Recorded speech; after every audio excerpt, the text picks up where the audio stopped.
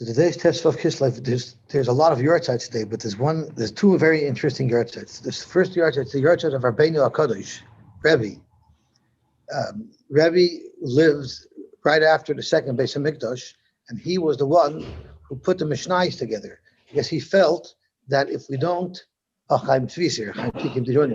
felt that if we don't write down at least parts of the Torah, it will lead to people forgetting, I guess, because of the confusion and the chaos after the Beis Hamikdash was destroyed. So Rebbe was a very powerful, wealthy person. He was well connected with the Romans. Antoninus was Roman, I assume, right? And he helped Eden a lot that way. But when Rebbe died, even though he was very wealthy, he held up his hands and he says, these 10 fingers were not Nehenna whatsoever from the world. So even though he was surrounded in luxury, he didn't have enough from it. So it's interesting because the Satan Rebbe says on this week's parsha, on Vayetze, Yaakov made a deal with Rabban Shalom. And he said, kimi modi ushmarani b'derech hazeh asher anochi ha'ilech v'nosan li lechem lechel uveged lilbosh. I just need the bare minimums to survive. That's what he asked for. Hashem made him into a multimillionaire. How you talking? The Rabban Shalom should give him something that he doesn't want. So Zok the Satan Rebbe to tell Avada he wanted to be a massive veer. But what he was diving to the Rebbeinu Shalom is, no matter how wealthy I am, I personally should only indulge in the bare minimums of what I need. And the rest of that I should give to tzedakah. And I should help Moses HaTorah. So that's really what Rabbeinu HaKadosh was. He had a lot of wealth, but he used it only to help other Eden. And the other yahrzeit that it is today is also a very interesting yahrzeit. It's the third in the dynasty of the Chassam Sofer's dynasty. So the Chassam Sofer was the first of the Sofer dynasty, and then his son was the Ksav Sofer, and then the third one was the Shevet Sofer. And today, and his name was Reb Simcha Bunim. Reb Simcha Bunim Sofer, it's his yahrzeit today. And he was nifter in the early 1900s, and he was taken over by his son. And his son in 1940 was, of course, the Rav of Preshburg. That was where their dynasty was. And his son went to the Erloyeruv, and he asked him the following question. He said, I made a cheshbon. The Chassam Sofer, my elder Zayda, was a Rav for exactly 33 years. And then he was survived by the Ksav Sofer, who was Rav for exactly 33 years. And then my father, Simcha Bunim, whose yahrzeit is today, was also Rav for exactly 33 years. And I'm concerned because now 1940 is year number 33 for me. So I'm not sure if I'm safe. So the lawyer told him, you're right. You should leave. And he moved to Eretz Yisrael in 1940, and that's what saved him from the war. So it's interesting that this number 33, that was the lucky charm, as a Lag B'Omer, as a lucky charm for the Chassam Sofer dynasty. Okay, let's see where we're up to in the Gemara. That's why they didn't have 33s anymore in Eretz Yisrael. What do we do over 33 in Eretz Yisrael? He didn't, his son. Oh, there's no more. He's no more. He's not tied down to the 33-year limitation anymore. Yeah, I hear. Gavaltic. Okay, so let's see the Heilige Gemara. I believe we finished the Gemara about the mice. It was a nice Gemara about mice and all the different. If the mouse is in the chulda's mouth and where the kikar is. So now we're up to another shaila in Bidlich Thomas. What happens if kikar b'shmei kairen? Anybody who walks into the Agura, into the old Medrash, could look up at the south wall, high up in one of the window wells, is a bag of cotton candy from 3 years ago, Simchas Torah. So cotton candy is probably not chametz gomer. But what if it was chametz? Would you be mechuyev to be boidikit? Because who's climbing up there to get it? So we were mavatal it. The whole problem is you might see it and you might want it. What are the likelihood that someone's going to climb up there on Pesach to get it? When you make bedikas chametz, you got to climb up the ladder to get it down. Or you don't need to. Mi amrinon, do we say kula hai lo yatrechulu rabbanon kiven leinaches benafshe lo yasel lemichla? Do you say that since this chametz that's way up there, it's not likely to fall down by itself and be within your range? Rather, you'd have to climb up and get it. So maybe they're not matriach you to be mavayir chametz that way. Idilma zimnin the nafel. Things could happen; they could fall down. But also lemichla, and if you encounter it on Pesach and it's a gluski offer, you might be nichshel.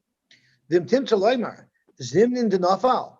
And if you're worried and you say that in fact you do have to make beer, you have to climb up and get that down because we're afraid it will fall on Pesach and then what would be the loch of kikar bebar?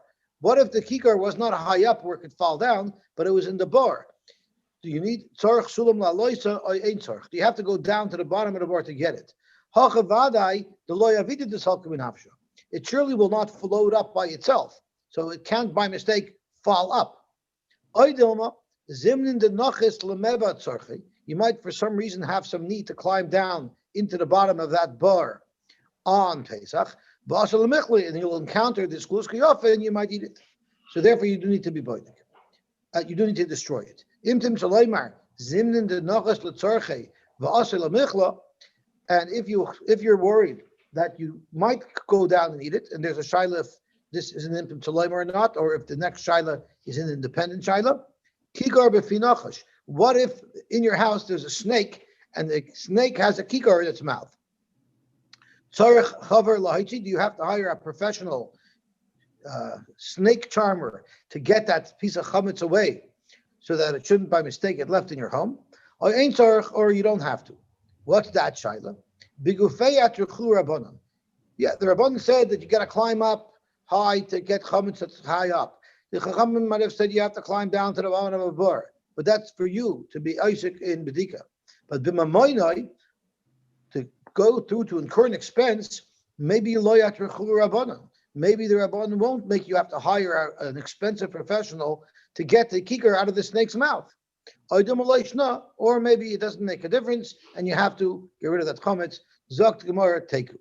So Tosfos asks an obvious question, and we learned earlier when this fellow rented his Airbnb in Florida, and he shows up Erev Yom Tov, the landlord was supposed to make the bedika, and the landlord didn't make the bedika, and the Gemara wanted to know if I can back out and say that it's a mekach tos.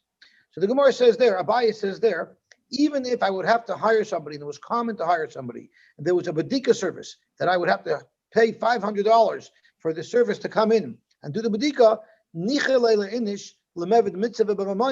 a person's happy to spend money to have the bedika done. So why over here are we discussing if a person has to spend money? We've already determined that a person wants to spend money. So there's different terutzim. One of the terutzim the Rishonim say is a bedika service maybe cost you $500, but to hire somebody to get food out of a snake's mouth, that's going to cost you a lot more. And we don't know if maybe standard expenses people will spend to do bedikas chametz, but to incur much higher than typical expenses, that the chachamim were mechayiv to do that. Tosfos over here says a different story. Tosfos says over here, the shema yotzienu ayechlena, the snake would be less chamer than the bedikas chametz in your new Airbnb on the Florida Ocean, because if it's in the snake's mouth, the likelihood is that the snake's going to eat it or remove it. So there's less of a svara here to mandate that you should have to get rid of that chametz or not. So the Gemara blibes with a take. Zok the Gemara, Rabbi Yehuda Omer. You see, Lamaisa, it doesn't make enough kamina nowadays, because if you were in a house and there was a snake in the house with food, there's no way you're staying there for Pesach anyway. You're moving out. Then you're going to have to find that Airbnb in Florida and incur the expense of the bedika. Talk to Hela Gemara weiter. Rabbi Yehuda, if that lady told me there's no house that's big enough for her and a mouse, you can only imagine trying to convince your wife it's only one snake. What's the big deal? Talk to Hela Gemara weiter. Rabbi Yehuda Omer, Boitkin or Yudalit, you make bedika in the evening of Yudalit, which is when we make our bedikas chametz, Uva Yudalit Shachris, and Yudalit in the morning, Uva Shasabir. And at this point, the Gemara thinks, and the Havamini of the Gemara thinks, that Rabbi Yehuda actually mandates 3 bedikas. You actually have to do 3 bedikas, talking about OCD. You have to make a bedika in the evening. When we make it, you have to make another bedika first thing in the morning, and then you have to make a 3rd bedika, B'Shasabir.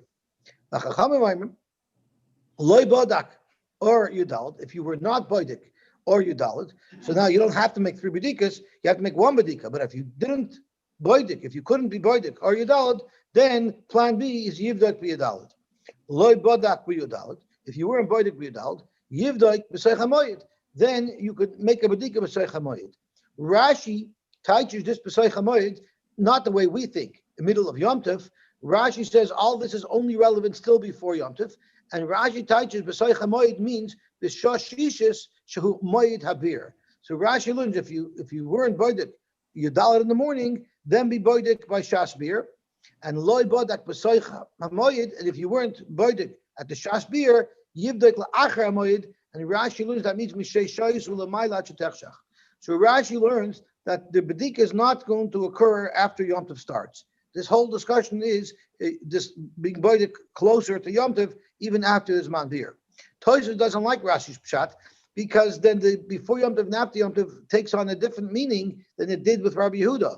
So the pashtus of the lashon is that we're talking about being boidik on Pesach itself and being boidik after Pesach. And Tosfos learns, in fact, that is pshat. And the purpose for the bedika at that point is since chametz over love Pesach is osher bana, you're being boidik it so that you'll get rid of it and you won't have enough from something that's osher bana.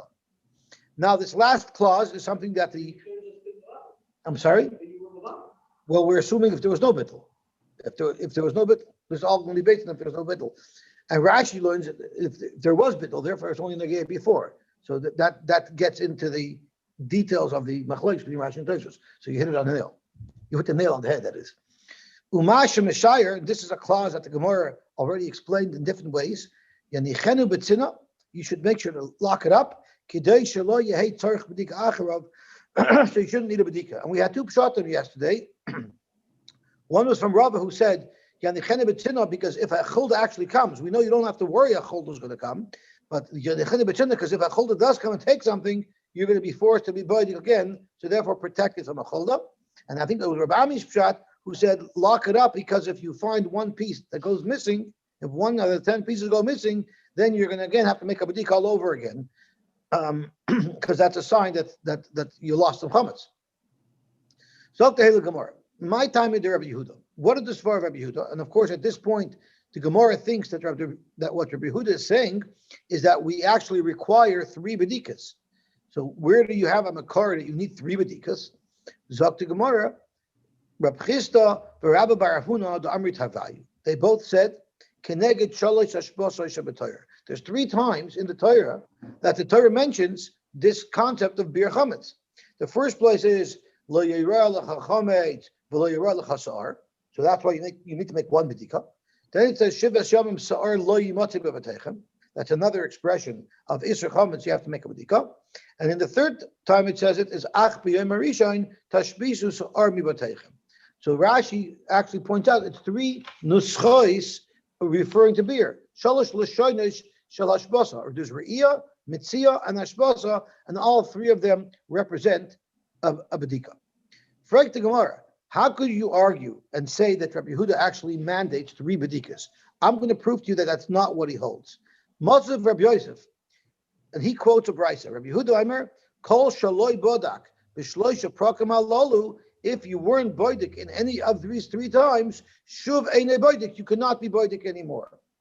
And that's him responding to the other sheet in the Mishnah. Alma, clearly you see from the context that mikan ve'elechu depligi. He's only arguing on the other Tana of the Mishnah about whether or not you can be boidik after the shas beer, because the way he expresses it, shuv eine boidik, that's the cutoff. So the machlokes has nothing to do with how many bedikas you have to make. The machlokes is only about, are you allowed to make a bedika after this man beer? Marzutra Masnahachi, Marzutra brought a more explicit raya that Rabbi Yehuda holds that you only need to be boidik once, and the shaila between Rabbi Yehuda and the other Tana in our Mishnah is only whether or not you're allowed to make bedika after the shas beer.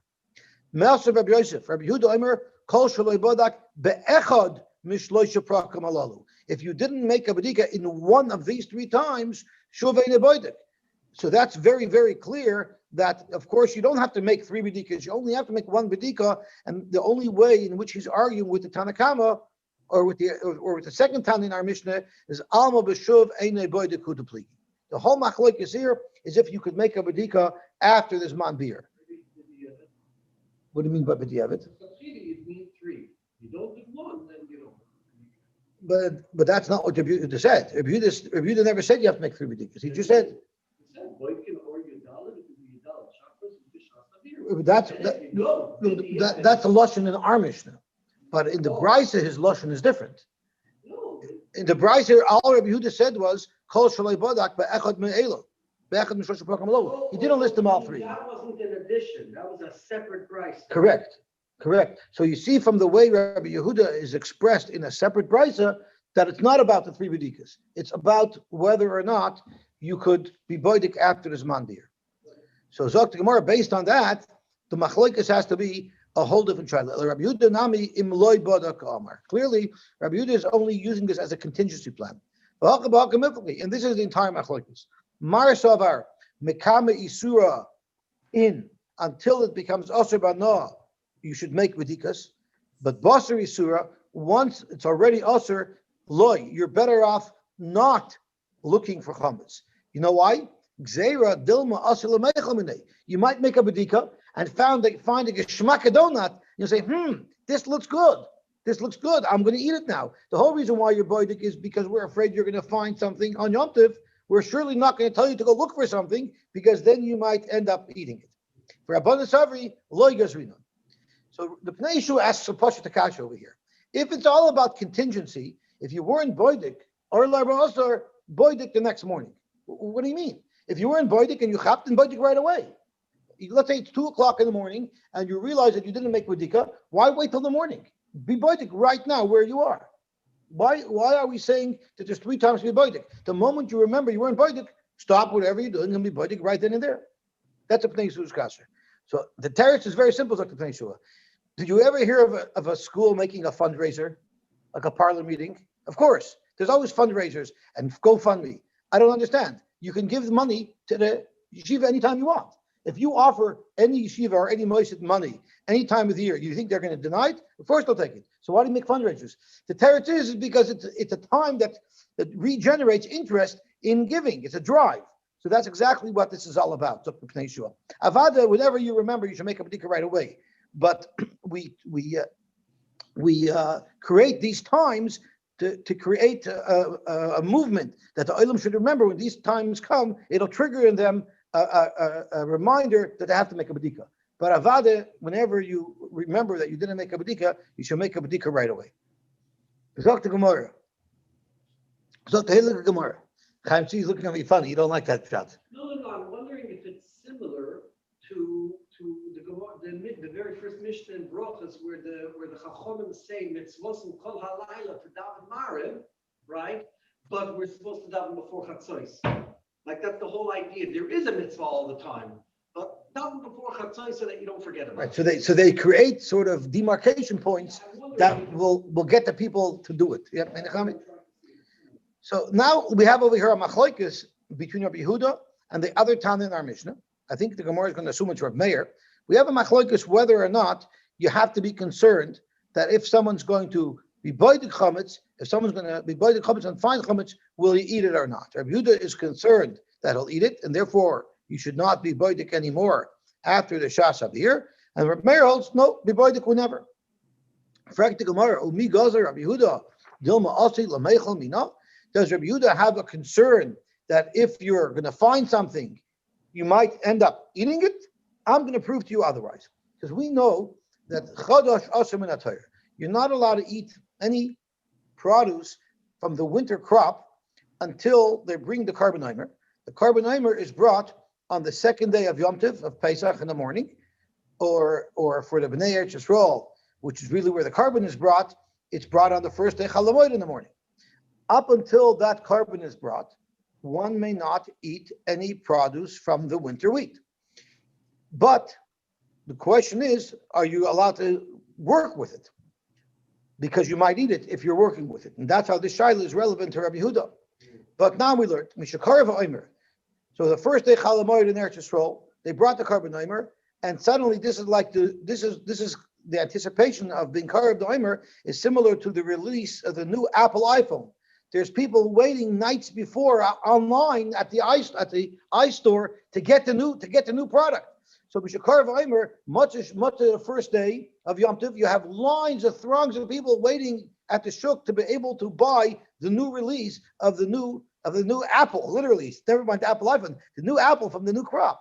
So the halacha is yotzin. They go out once the Omer is open, the store is opened. Umoitzin shuka Yerushalayim. You'll find that the shuk of Yerushalayim she'milayim kemech v'koli. It's packed with produce from the new wheat that everybody wants to come and purchase. But you should know that it was shaloi b'ratzon chachamim. Even though the Yidden were out there buying, the chachamim were not very happy about it. Why were they not happy about it? Zot Rashi, Dikal Migzar, Dil Makima Askebe, Asil Mechamine. We're afraid that these vendors that were preparing the wheat from before to bring it to market on the first day of Chalamoid, they might eat it while they're handling with it, which is exactly what Rabbi Yehuda holds by us. If you're going to be oichik with chametz and you're going to be boidik after his manitzer, you might end up eating it. So that's the sheet of Rav Meir. Rabbi Yehuda said, Rabbi Yehuda Omer berotin chachamim hayu oisen, v'loy kagozer Rabbi Yehuda dilma asel ameichel midei. Rabbi Yehuda said, no, that wasn't the problem. The chachamim were very happy with that market. I mean, they had no problem with the fact that the vendors were already preparing this wheat to bring it to market. And they weren't concerned that while they're preparing this wheat to bring it to market, they'll eat. So it's a steer in Rabbi Yehuda. Because by us, Rabbi Yehuda says, if you're going to be buying chametz and you're going to be looking for chametz, you might eat it. Yet here, Rabbi Yehuda says that if you're going to be dealing with chodesh before, we're not worried you're going to eat it. As an aside, we might point out that it's a steer in Rav Meir as well. Because Rav Meir over here held there was a problem. And the chachamim were not happy that people were playing with chodesh before it was allowed to be eaten. Because we're afraid they're going to eat it. Yet Rav Meir in our Mishnah didn't have a problem with a bedika after the manisr, and he was not worried you might eat it. So really, it's a steer both ways. But right now, the Gemara is only focusing on the discrepancy in Rabbi Yehuda. So Amarava, Zokrava, it's not fair. You can't ask me a kasha from chametz where Rabbi Yehuda is concerned, and to chodosh where Rabbi Yehuda is not concerned. Because shiny chodosh mitoich shaloi yitartaloi el yidekitov hu zacher. Even the people who harvested the wheat before it became mutter, they didn't harvest it with the normal sickle, with the normal knife that they normally harvest it with. They had to yank it out. They had to pull it out of the ground. So they were harvesting it in a very different fashion than they normally harvested it. That will ensure that the farmers remember not to eat it. Amar le Abaye said, okay, that's great. While they're harvesting it, while they're cutting it, at that point, they have something to remind them not to eat it. But guess what? There are more levels of processing that have to occur before the wheat comes to market. There's tchina. They have to grind it because one of the products offered for sale in the shuk was flour. Harkada and sifting, Michael and Maimer. During that process, someone might eat it. And therefore, why is Rabbi Yehuda matir? Rabbi Yehuda is concerned. The tchina also had to be done with a shinoi. They couldn't use a windmill or a water mill. They had to use a hand mill. And harkada al gabnapa, when they sifted it, they weren't able to sift it. Normally, a sifter is like a keli. You pour it into the sifter, and the strained flour comes through at the bottom. Here, they had to turn the sifter upside down, and they poured the wheat. They poured the flour onto the back of the sifter, onto the bottom of the sifter, because it was upside down, and that's how they sifted it. So since they're doing it not the normal way, Rabbi Yehuda was not concerned that someone would eat it because everything is done in a way to remind him not to eat it. Yeah. Yosy, if it was done in this very difficult way, how do you account for the huge volume that came to the market? I guess they needed a lot of labor. But Matthias, that maybe I don't understand this because I don't know food. But where's the chametz? Raw. It's wheat. We're not talking about chametz over here. Well, that was This is not a question of chametz at all. This is a question of chodosh. Right now, we're not talking about a problem of chametz at all. The problem is that the wheat before the second day of Yom Tov. They're worried. Just like you Beimer, might be worried also about chametz. Yeah, just like you're worried about guys touching the chametz. Now you're worried about the guy eating the chodesh. The prep guy. I'm sorry, I didn't make that clear.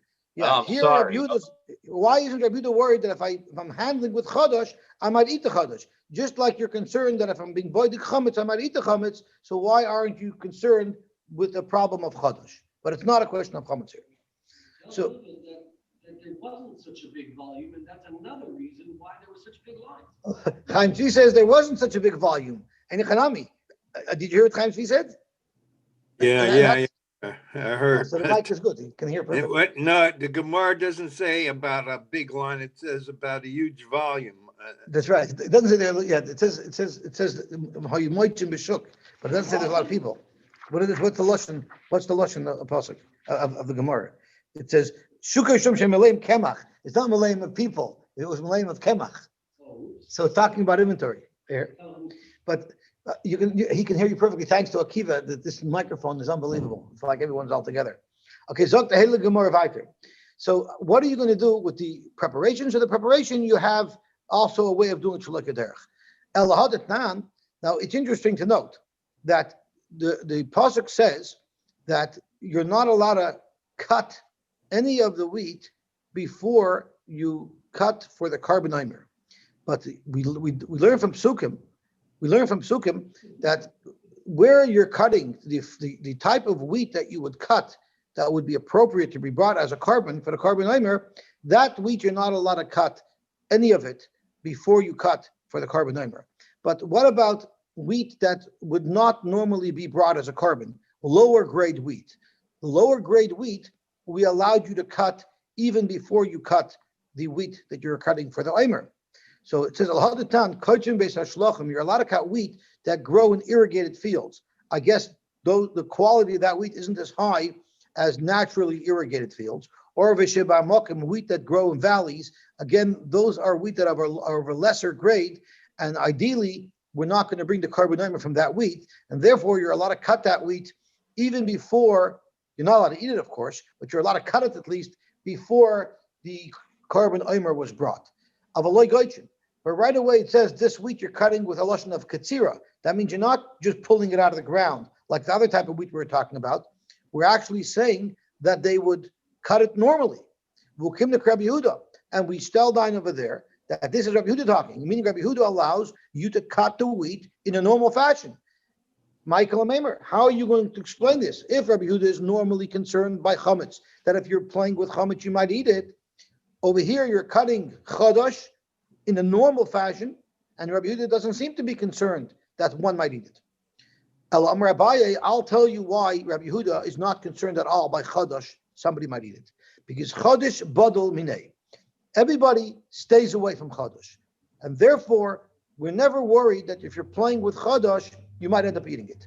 But chametz lebadal minei. Chametz is something we eat all year round. Chametz is something that we're all very used to eating, and since we're all very used to eating it, Rabbi Yehuda is concerned that if you're starting to be biting for it, after Zman Isser, you might eat it by mistake. Chadash is not worried at all.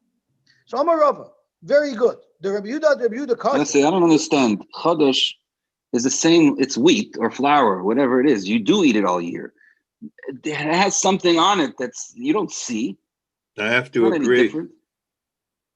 I don't see That's a the very good difference point. either. That's a very good Yeah. point. So LMI, it must. That's a very, very good point. It must prove that it's not a din in the actual food, even in the concept. Look at Rashi Sharei lo hergulu lo oichle kol hashana. This new crop, nobody was eating from it. Ve'ein lemudin lifshot yad lahoishit lepiyam. On this particular wheat, even though it's wheat like any other wheat, a person is not normally going to put it into his mouth by mistake. Aval chametz lemudim heim bekach kol hashana. So you see that it's not linked directly to what type of food it is. Even this individual crop is something that nobody was using. Since this individual crop nobody was using up until this point, we're not concerned. Even though it's wheat, just like the chametz is. Isn't the punishment for eating chametz much worse than for eating chadash? I think as far as I think if you eat chametz, you're chayav kares. That's right. And chodesh is probably just a lav.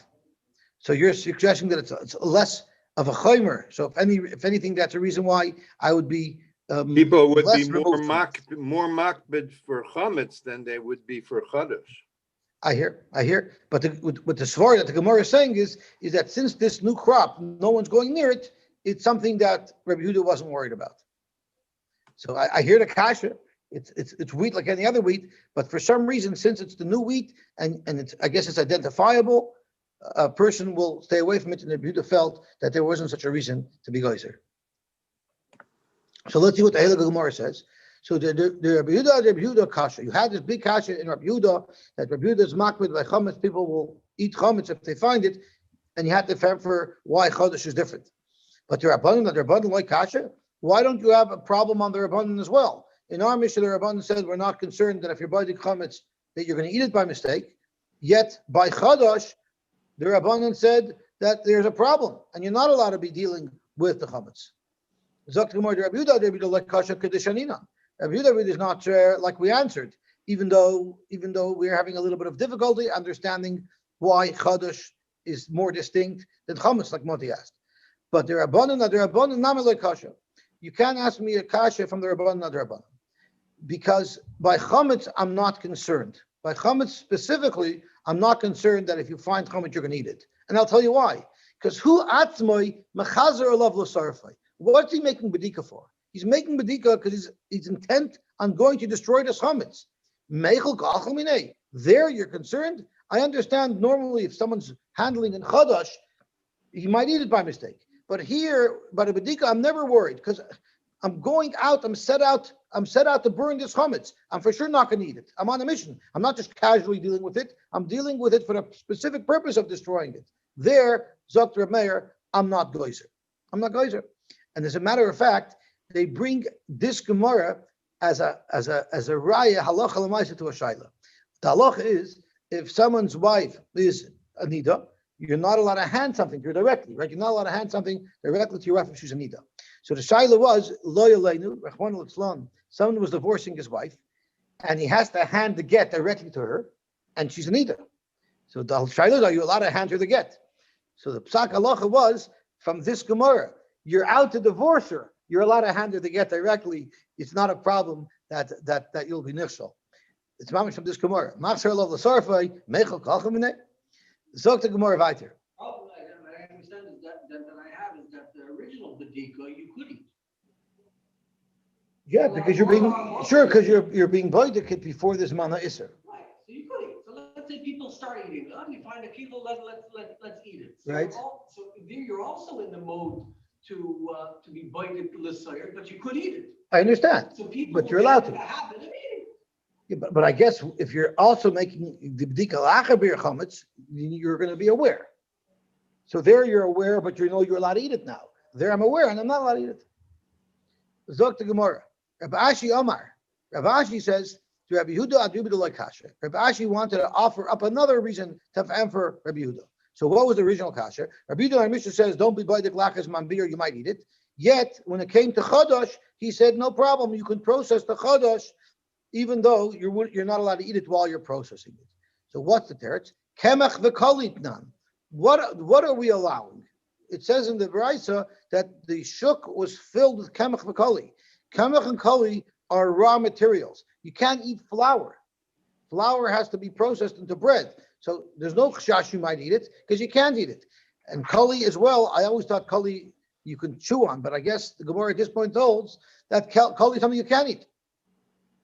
Zok the Gemara, how Rav Ashi bedusi.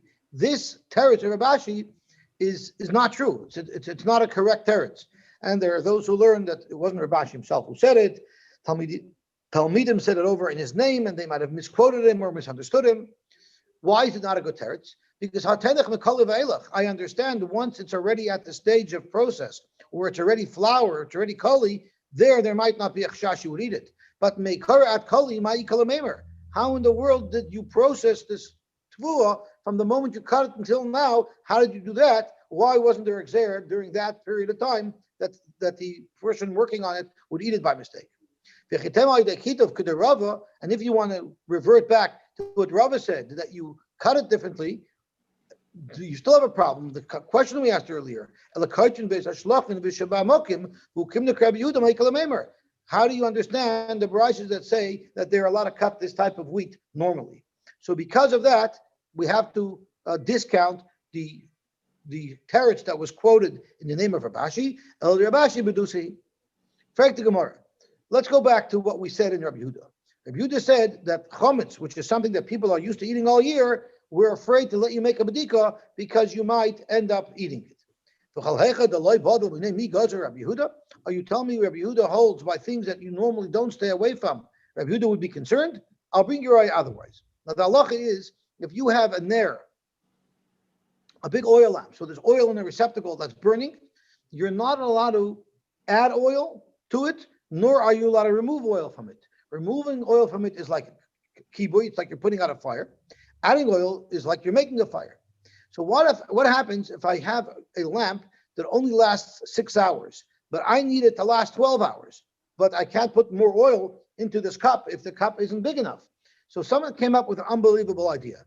I'll take an eggshell and I'll make a pinhole at the bottom of it so that if I fill the eggshell with oil, it'll just drip, drip, drip very slowly. And I'll set that up right above my nair. So my nair could only hold, let's say, 3 ounces. And now I can put an egg that holds another 3 ounces suspended above the nair. And as it's burning, this egg is dripping slowly oil into the receptacle. So now you were able to transfer your 6-hour candle into a 12-hour candle. What a great idea. But now we learned, don't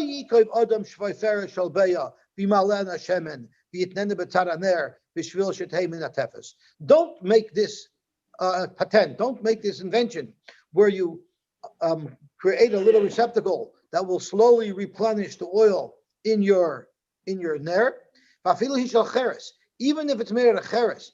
Why? Because we're concerned that since the oil is in a separate receptacle, it's not in the ner itself, you might say, hey, I need some extra oil for my salad. Let me take some oil out of this eggshell. Or let me take some oil out of this cheres. Don't do that. Because we're afraid that you might actually take oil out of these receptacles on Shabbos, which would be an isser. Rabbi Yehuda mater. Rabbi Yehuda said, no, we don't have a problem.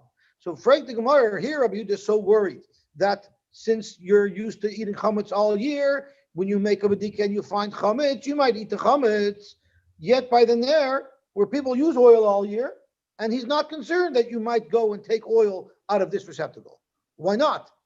So the Gemara says it's similar to what David was saying before as a kasha, and that is Hashem Mishum Chomer de Shabbos Mivdal B'Daily. Since Shabbos is such a serious isser, people will refrain from being over. So David wanted to say before, Adrabah, chametz is an isser chorus to eat. So if anything, by chametz it should be more b'dili minei than by chadosh. So your point is a good point. The Haraya, the Gemara uses that same svara.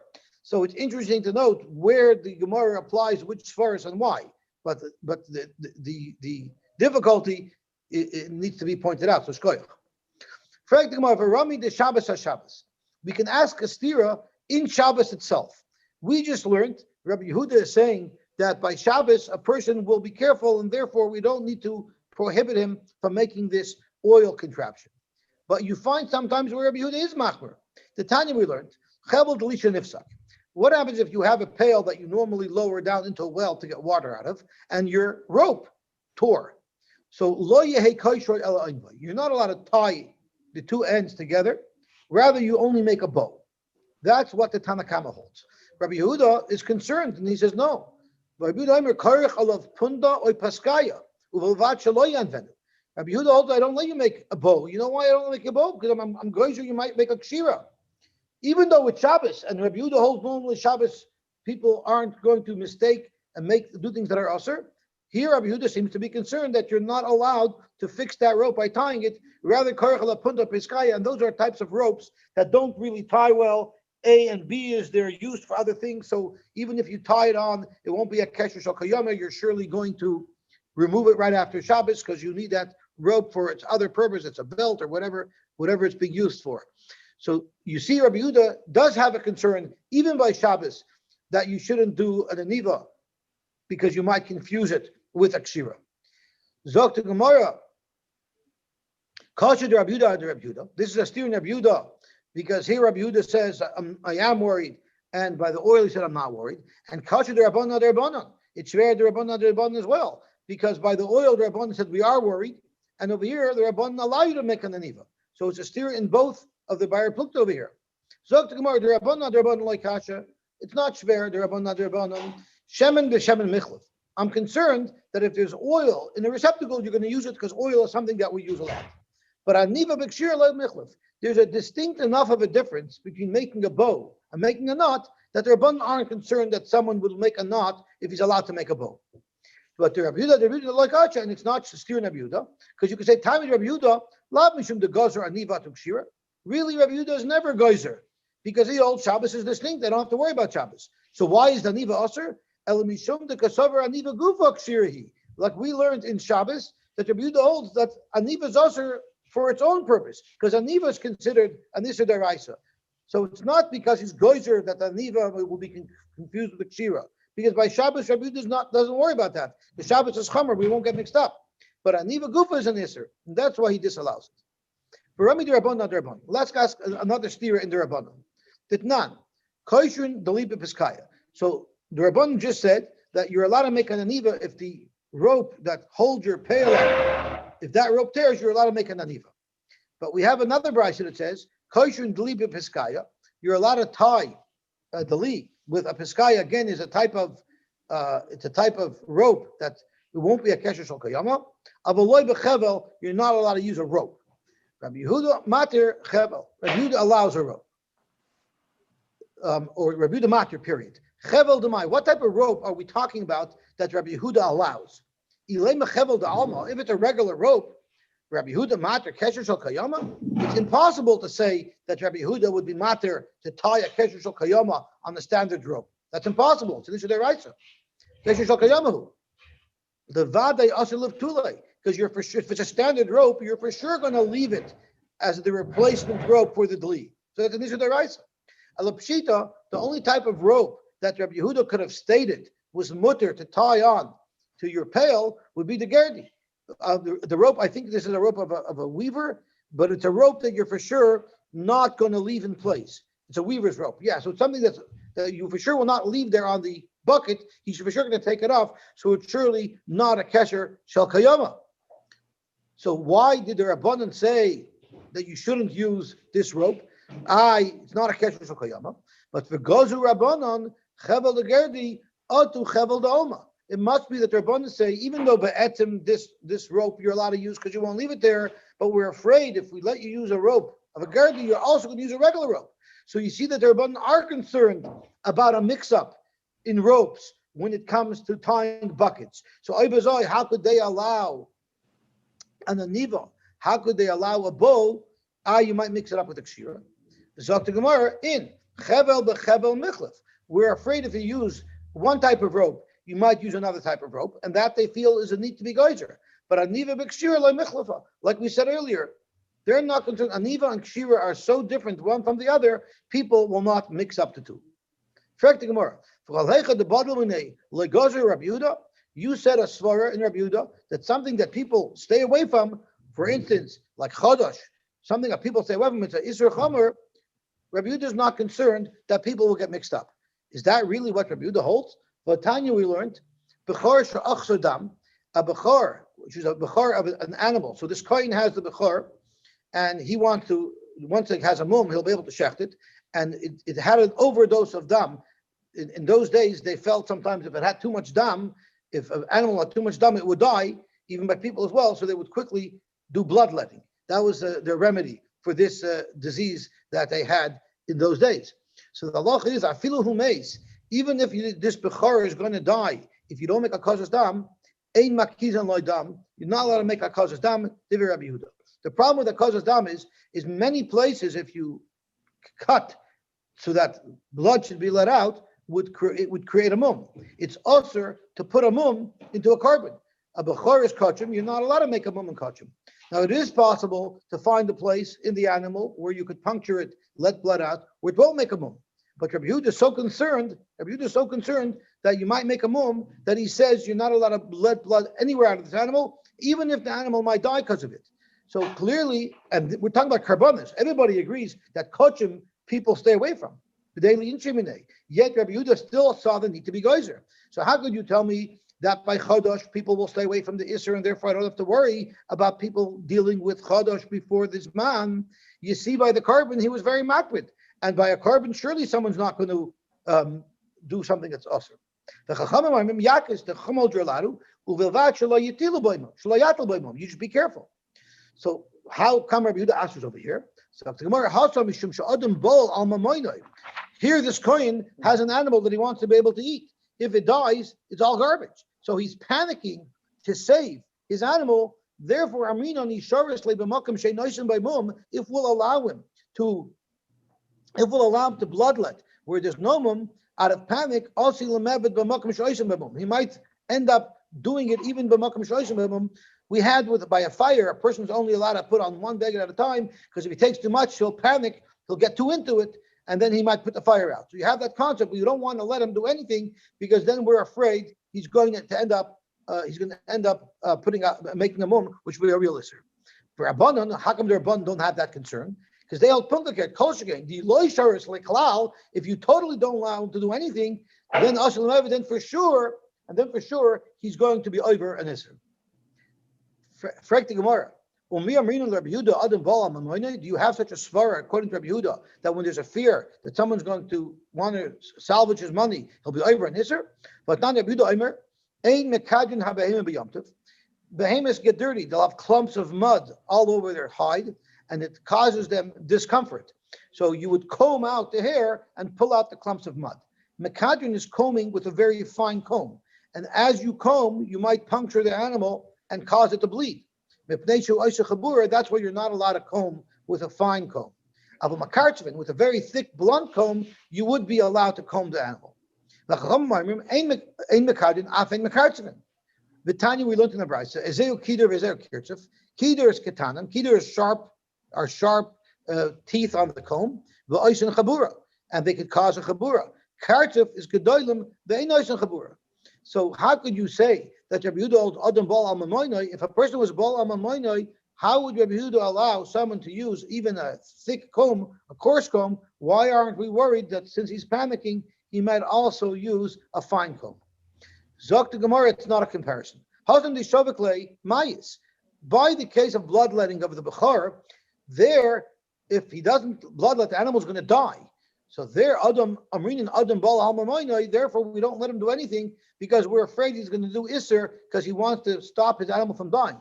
But Hacha, in the case of the animal and combing it, Ishavikle, even if you don't comb it, Tzaira Ba'almahu, the animal's not going to die from it. It's just a little bit of a discomfort for the animal. There, a person won't panic by mistake. If we let him make kidor, we're not concerned he might make kartzef because we're not talking about an animal that might die. Rabbi Yehuda holds by chametz, we're afraid that if you're handling with chametz, you're going to end up eating it. How come by kartzef, we're not worried that if you make one type of comb, you might do that type of comb? People mix up bread with bread, but so this is very subjective because you see each Tana had his own opinion as to where you have to be gozer, where not. Just a little bit of a halacha l'maisa. There was a shaila brought up on Yom Tov. On Yom Tov, a person had stocks and the stock market was crashing and it was on Yom Tov. And this guy's panicking. He's got to get rid of his stocks. So the shaila was, is he allowed to instruct a guy to log into his computer portal and sell everything at a stop loss at market to get rid of all his stocks so he shouldn't lose everything in the stock market. And based on this svara, the Chacham, not Rabbi Yehuda, but the Chachamim, who hold that Adrab you have to let him do something to salvage it, because if not, he'll really be over an Isser. There were poskim that allowed a Yid to tell a goy to go and liquidate his position so that he shouldn't lose anything, shouldn't lose everything in the stock market crash. Okay, we'll stop here. Have a wonderful, wonderful day. All right. Sure.